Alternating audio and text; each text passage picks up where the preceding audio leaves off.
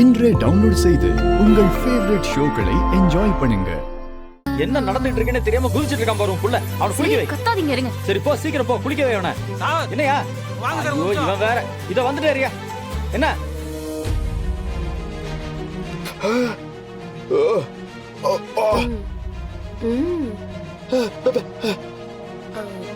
Sir sir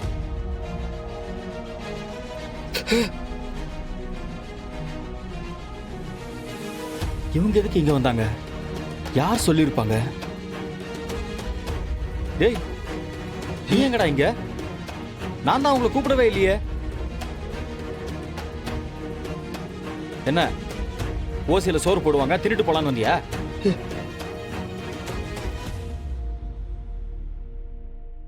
யார் முகத்துல முழிக்க கூடாதுன்னு நினைச்சனோ அவங்க முகத்திலேயே முழிச்சிட்டேன். ச்சே, எப்படிதான்டா மோப்பம் முடிச்சு வரீங்க?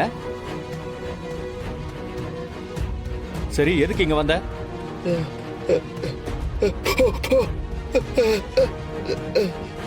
என்ன சொல்ற? என்ன சொல்றான் இவன்? புரியவே மாட்டேங்குது.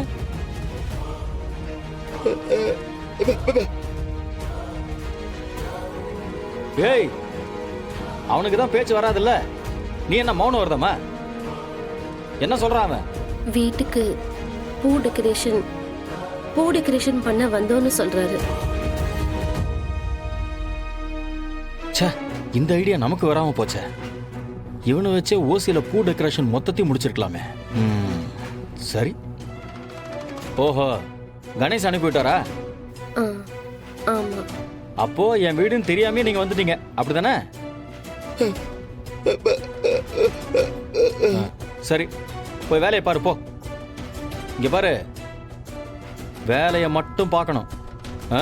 முருகா, ரேவதி வீட்டுக்குள்ள வாங்க. என்னடி கூப்பிட்டு விருந்து வை உள்ள வச்சு. யாரு அவங்க? வேலை செய்ய வந்திருக்காங்க. என்னங்க ஒரு உங்க அண்ணங்க? அண்ணன் கூட பிறந்தவங்களே ஒண்ணு இல்லைன்னு ஆனதுக்கு அப்புறம் இவன் யாரடி அண்ணன் கிண்ணன்னு?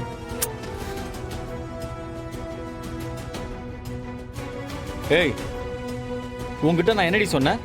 நீ எதுக்கு இங்க வந்த? இல்லங்க சவுண்ட் கேட்டுச்சு அதான். யார் சத்தம் கேட்டாலும் வந்துடுவ.